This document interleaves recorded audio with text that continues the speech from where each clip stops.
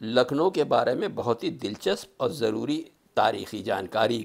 لکھنؤ کے گلی کوچے پر مبنی ویڈیو سیریز کے سلسلے میں پیش ہے تاریخی محلہ مفتی گنج کے بارے میں بہت ہی اہم جانکاری جو شاید ہی لوگوں کو پتہ ہو، یا وہ لوگ جو نہیں جانتے ان کے بارے میں یہ جانکاری یقیناً فائدہ مند ہوگی۔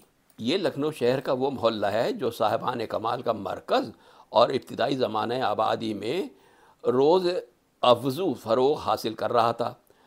عالم فاضل حکیم سپاہی بانکے قاری ذاکر رئیس امیر، غرض لکھنؤ کی ساری آبادی کا کھنچا ہوا عطر اور مجموعہ یہاں تھا۔ اس محلے کو کس نے آباد کیا؟ جو بیانات تاریخ سے ثابت ہوتے ہیں وہ عقل کی کسوٹی پر ٹھیک نہیں اترتے، لیکن ایک طرف تو واقعہ نگار یہ لکھتے ہیں کہ نواب آصف الدولہ کے زمانے میں شیخوں کو مچھی بھون یا مچھی باون اور دریا کنارے سے ہٹا کر مفتی گنج میں جگہ دی گئی اور ان کی بستی میں سرکاری عمارتیں بننا شروع ہوئیں۔ انہی شیخوں میں مفتی غلام حضرت تھے جن کے نام سے مفتی گنج موسوم ہوا، اور مفتی کی کھڑکی اس محلے میں شاید اب تک موجود ہے۔ دوسرے مورخین لکھتے ہیں کہ برجس قدر کی حکومت میں مفتی غلام حضرت کو کاغذات پیشی پر دستخط کرنے کا عہدہ عطا ہوا۔ یہ دونوں بیان اسی وقت جمع ہو سکتے ہیں جب مفتی صاحب کو اتنا کبیر السن مانا جائے کہ وہ عہد آصفی دور اول سے آخر دور تک زندہ رہے، اور نوابی اور شاہی دونوں زمانے صرف دیکھے ہی نہیں بلکہ برسر عمل رہے۔ محلے کا نام مفتی صاحب کے نام پر ہونا تو ناقابل انکار ہے۔ ہم کو اس کی ضرورت نہیں کہ وہ برجس قدر ہی تک زندہ تھے یا مر گئے۔ یہ زمین آصف الدولہ کا وہ عطیہ ہے جو موصوف نے اپنی تخت نشینی کے 8ویں سال مفتی غلام حضرت کو دی تھی۔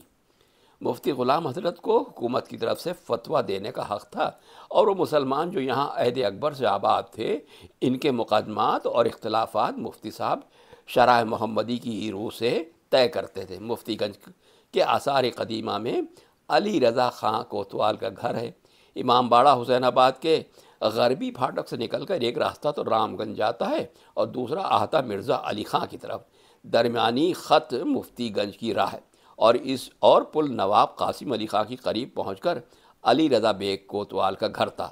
وہ بڑے منتظم، سخی، انسان ہمدردی والے، دل سینے میں رکھنے والے آدمی تھے، اور یہی ان کی ہر دل عزیزی اور نام باقی رہ جانے کا سبب تھا۔ حلیم اور بردبار اس حد پر تھے کہ جو فطرتاً غصے کے اوقات میں تھے اس وقت بھی تحمل سے کام لیتے تھے۔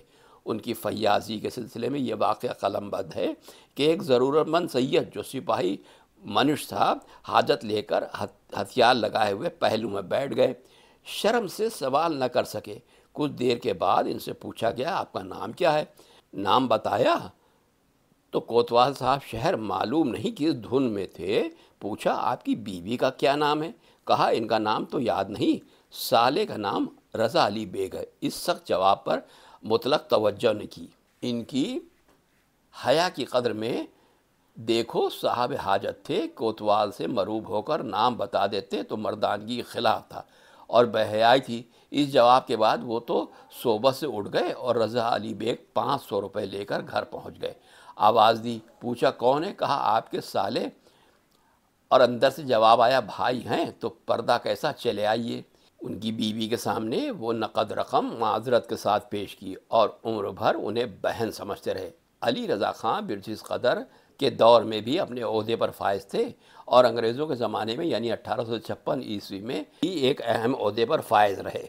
علی رضا بیگ کا دسترخوان وسیع تھا اور کھانا بہت پرتکلف کھاتے تھے، حتیٰ کہ پہلے بیان کیا جا چکا ہے کہ لکھنؤ میں یہ کہاوت ہر زبان پر ہے، مزہ تو گیا علی رضا کے ساتھ۔ خوش خوراک لوگوں میں سے تھے، ان کے سوا کھانا پکوانا کسی کو نہ آیا۔ سراغ رسانی یعنی خفیہ باتیں معلوم کرنے میں اس قدر کامل تھے، با اعلان کہتے تھے کہ جس کا مال چوری ہو جائے اس کو اگر میں نہ دلا سکوں تو اپنی جیب سے خود اس کی قیمت ادا کر دوں گا۔ سلطان عالم نے ان کو محمد علی رضا خاں بہادر منتظم السلطنت کا خطاب دیا تھا۔ اس کے بعد نواب قاسم علی خاں کا پل حسین آباد کے پھاٹک سے آگے بڑھ کر جو نالا پڑتا ہے اس کا زور بارش میں اس قدر بڑھ جاتا تھا کہ گزرنا ممکن نہ تھا۔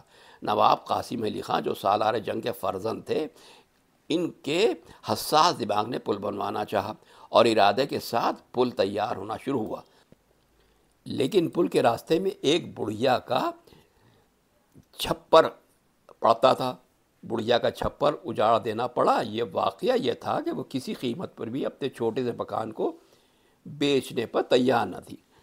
قاسم علی خان نے چاہا کہ وہ مکان کی مناسب قیمت لے کر کہیں اور زمین خرید کر چھپر ڈال لے۔ بڑھیا نے کہا، میں بے وارثی ہوں، زمین میرے بزرگوں کی ہے، میں باپ دادا کی ہڈیاں نہیں بیچوں گی۔ مجبوراً چھپر اس بڑھیا کا ہٹا دیا گیا۔ وہ یہ رنجیدہ ہو کر اسی چھپر میں تھوڑی دور پر بیٹھی رہی۔ اس کی گزر اوقات کی صورت یہ تھی کہ ڈلی کتر کر بیچا کرتی تھی۔ پل کے بہت جلد تیار ہو جانے کے بعد نواب آصف الدولہ سے عرض کیا گیا کہ حضور ملاحظہ فرمائیں۔ آپ تشریف لے گئے۔ جیسے ہی سواری کا جلوس قریب آیا، بڑھیا کو بھی خبر ہو گئی۔ وہ پل کے بیچوں بیچ آ کر بیٹھ گئی اور ایک ٹوکری میں ڈلیاں کترنے لگی۔ ہر چند جلوس کے سواروں نے روکا لیکن اس نے نہ مانا۔ سواروں نے اپنے گھوڑے کنارے دبا کر نکال لیے۔ جب آصف الدولہ کی سواری قریب آئی تو اس نے پکار کر کہا، نواب بھائی، کچھ خدا کا خوف ہے۔ قاسم علی خان نے پل بنوا لیا اور ہمیں خانمہ برباد کر دیا، ہمارا چھپر زبردستی پھکوا دیا اور گھر کھدوا دیا۔ نواب نے اپنے دانتوں میں انگلی دبا لی اور حکم دیا کہ اسی وقت پل کو کھود کر پھینک دو اور بڑھیا کا چھپر اسی مقام پر ڈال دو جس طرح پہلے تھا۔ اور نواب قاسم علی خان نے سے ملنا چھوڑ دیا۔ آخر قاسم علی خان نے بہت زیادہ روپیہ دے کر اس بڑھیا کو رضامند کیا اور اس کا مکان ایک علیحدہ مقام پر اہتمام سے بنوا کر اس کو دیا اور پل دوبارہ بنوا کر اس ضعیفہ کو اپنی طرف سے سفارش کو بھیجا۔ نواب نے خوش ہو کر نواب قاسم علی خان کا قصور معاف کر دیا اور پل دیکھنے کے لیے تشریف لائے۔ یہ تھے اس دور کے حکمراں، منصف پسند، اور ایسا تھا لکھنؤ کا ماحول۔ مفتی گنج کے خاص اہم لوگوں میں راجہ قاسم علی خان اور شہزادگان دہلی بھی تھے۔ محلے کی معزز آبادی میں شہزادگان دہلی بھی ہیں، جن میں تاریخ سے ثابت ہے کہ مرزا حیدر شکو پسر مرزا بخت ابن مرزا سلیمان شکو خلف شاہ عالم کی محل سرا مفتی گنج میں تھی۔ اور یہیں پر ہے حمام وال کی مسجد۔ یہ وہ مسجد ہے جس کے بارے میں کہا جاتا ہے کہ 1114 ہجری کی تعمیر ہے اور مرزا علی صالح نے اس کی بنیاد قائم کی تھی۔ زمانہ دراز کے بعد عمارت کی پہلی صورت نہ رہی اور دوبارہ معمولی طریقے سے پھر تعمیر ہوئی۔ ستون مسجد وہی ہیں اور گرد و پیش میں باقی نہیں ہے۔ اس مسجد میں حمام بھی تھا اور یہی وجہ حمام کی مسجد اس کے شہرت پانے کی ہوئی۔ قریب 70-80 برس پہلے تک حمام باقی تھا۔ یہ بھی شہرت ہے کہ اس مسجد میں نماز جمعہ کبھی ہوتی تھی۔ بانی مسجد کے خاندان کے مشہور افراد نے مولوی مرزا ہادی صالح، مؤلف خلاصۃ المصائب، اور مولانا مرزا رضی علی مرحوم مشہور اور معروف مناظر ہیں جو علم کلام و مباحثہ میں یکتا تھے۔ اس مسجد کے بارے میں یہ بھی کہا جاتا ہے کہ یہ لکھنؤ کی پہلی مسجد تھی۔ تاریخ تعمیر کے سلسلے میں یہاں پر ایک پتھر نصب تھا جو بعد میں کھو گیا، اس لیے یہ کہہ پانا بڑا مشکل ہے کہ اس کی تعمیر کب ہوئی۔ اور ایک اور مشہور مسجد یہاں پر ہے، مسجد میر ضمیر، نام نامی بانی مسجد کا یہ سید مظفر حسین تھا اور یہ چھوٹی سی مسجد ان کی یادگار ہے۔ اور امراؤ مرزا صاحب مفتی گنج کے رہنے والے تھے۔ یہ مسجد ان کے مکان کے سامنے ہے۔ میر ضمیر عہد نصیر الدین حیدر شاہ بادشاہ غازی کے شاعر اور مرثیہ گو تھے۔ یہ سب تاریخی مقامات کا ذکر ہے۔ اس کے بارے میں یہ کہہ پانا ذرا مشکل ہے کہ یہ تمام مقامات ابھی موجود ہیں یا نہیں ہیں، یا اپنی اصلی شکل میں ہیں یا بگڑی ہوئی کوئی دوسری شکل ہے۔ تاریخ کی کتابوں میں دو اور امام باڑوں کا ذکر ملتا ہے۔ پہلا امام باڑہ سید محمد بنارسی اور دوسرا امام باڑہ میرن صاحب۔ قدیم دور کے مفتی گنج کے لوگوں میں یہ بات مشہور تھی کہ وہ علماء کا بہت احترام کرتے تھے۔ ایک مرتبہ چند روزہ میں بد کر کنکوا لڑانے کے لیے تیاری ہوئی۔ دونوں طرف کے لوگ کنکوے اڑاتے رہے اور پیسے کی بربادی ہوتی رہی۔ دلوں میں کامیابی کے توقع پر بغض پیدا ہو کر فتنہ و فساد بڑھ رہا تھا اور ہر پارٹی اپنی شکست پر تیار نہ تھی۔ قبلہ و کعبہ کو خبر ہوئی، دونوں گروہ ان کے مخلص تھے۔ سمجھانے میں کام نہ چلتا، خود مفتی صاحب مفتی گنج تشریف لے گئے۔ پالکی کے آمد ہی میں طرفین کی جذبات افزردہ ہونے لگے اور عالم دین کی عظمت کا تصور تھا۔ آپ نے بیچ مجمع میں فینس سے اتر کر اپنے ہاتھ سے ایک فریق کی ڈور توڑ دی اور قصہ پرامن طور پر ختم ہو گیا۔ دوسرا واقعہ یہ ہے کہ خاندان مرزا رضا علی خاں مرحوم میں کسی دیوار کی تعمیر پر باہمی جھگڑا ہوا۔ ایک چاہتا تھا کہ ہم بنوائیں، دوسری کی خواہش تھی کہ اس کے پیسے سے مرمت ہو۔ اس بات کو بڑھتے بڑھتے تلوار کھینچنے تک کی نوبت آ رہی تھی کہ قبلہ و کعبہ کو خبر ہوئی اور خود مفتی گنج پہنچ کر اپنے صرف سے دیوار اٹھوا دی، اور یہ دیوار شاید ابھی تک موجود ہے۔ اس طریقے سے جھگڑا ختم ہوا۔ تاریخ کی کتابوں میں درج مفتی گنج کے رہنے والوں میں چند مشہور لوگوں کا نام بھی سن لیجئے۔ یہاں ایک لطفی تیلی تھا۔ عہد واجدی میں اس محلے کا ایک مسلمان تیلی رہتا تھا۔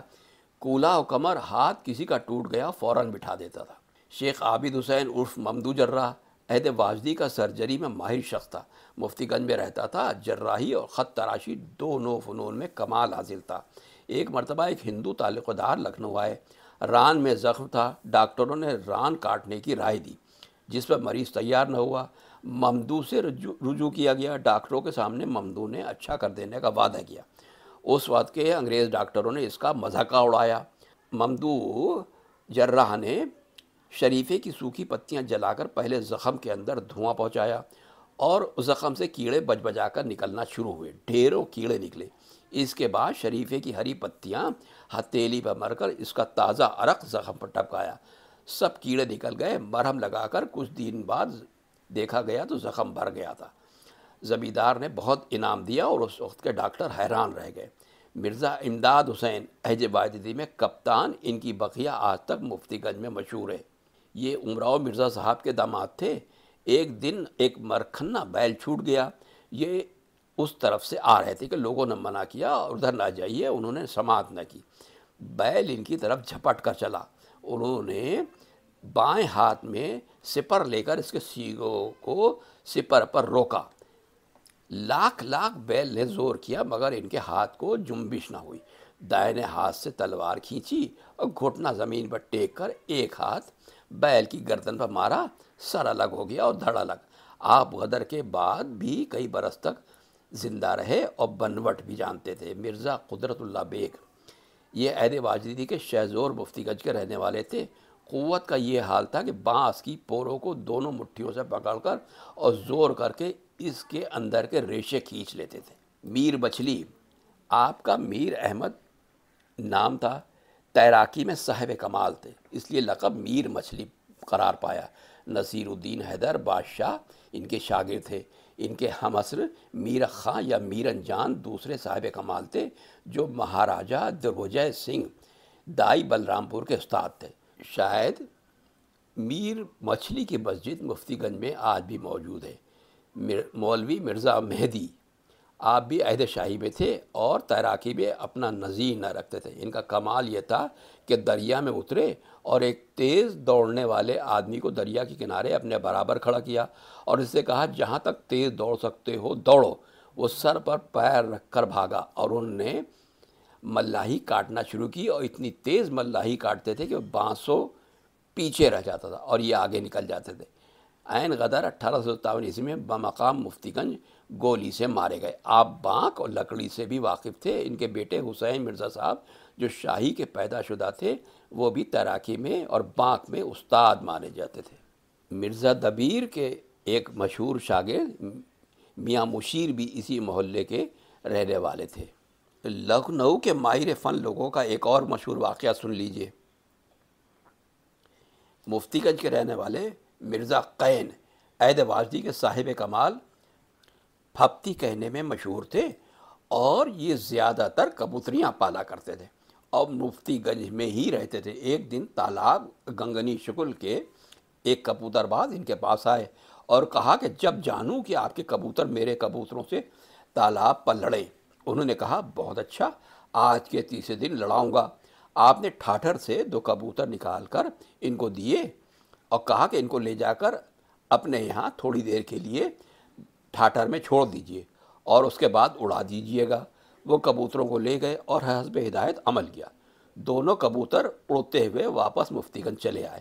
مرزا نے تیسرے دن ان دونوں کبوتروں کو اپنے دوسرے کبوتروں کے ساتھ اڑایا اور تالاب کی طرف ہانکا۔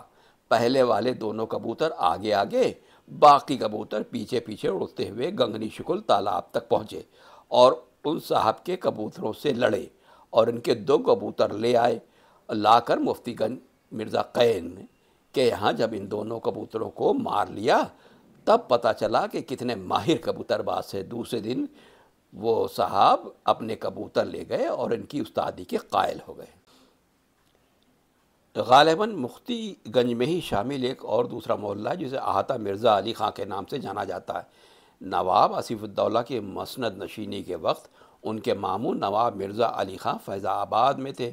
بھانجے کے لکھنؤ آباد کرنے پر وہ بھی لکھنؤ چلے آئے اور ان کے رہنے کی جگہ احاطہ مرزا علی خاں کے نام سے مشہور ہوئی۔ جب محلے کی بنیاد قائم ہوئی اس وقت احاطہ مذکور کی حد پیر بخارا سے شروع ہوتی تھی اور موجودہ کمپنی باغ کے اندر بھی اس کا کچھ حصہ شامل تھا۔ اس محلے میں دیوان خانہ، محل سرا، فیل خانہ، شتر خانہ، استبل سب کچھ ہی تھا اور ان بنیادوں کے آثار کمپنی باغ کی زمین میں شامل ہو کر مٹ گئے۔ جو محلہ اس وقت احاطہ مرزا علی خاں سے مشہور ہے وہ مرزا علی خاں کے بھائی نواب سالار جنگ کے پوتے مرزا علی خاں کا آباد کردہ ہے اور مفتی گنج سے ملا ہوا ہے۔ یہاں بھی اس وقت منتخب اہل شہر کی بستی تھی اور احاطہ مرزا علی خاں کے بانکے پورے شہر میں مشہور تھے۔ نواب پیارے مرزا صاحب اس طبقے کے آخری یادگار تھے۔ دراز قامت، سینہ چوڑا، اعضاء اور جوارے مضبوط، ورزشی جسم، اس قدر طاقتور کہ ایک مجلس میں آندھی آنے سے شامیانہ گرنے کے قریب تھا۔ آپ نے چوب نمگیرہ پر ہاتھ رکھ دیا اور مجلس کو درہم برہم ہونے سے بچا لیا۔ آپ کے پاس ایک جیبی گھڑی تھی جو بڑی سریلی آواز میں بجتی تھی۔ جس محفل میں آپ بیٹھے ہوتے تھے لوگ حیرت سے دیکھتے تھے کہ آواز کدھر سے آ رہی ہے۔ محلے کے تاریخی مناظر قدیم الروایت اس طرح ہیں: کبیرن کا تعزیہ، گم خاں کا امام باڑہ، قبر میر حسن صاحب مثنوی گو، وغیرہ وغیرہ۔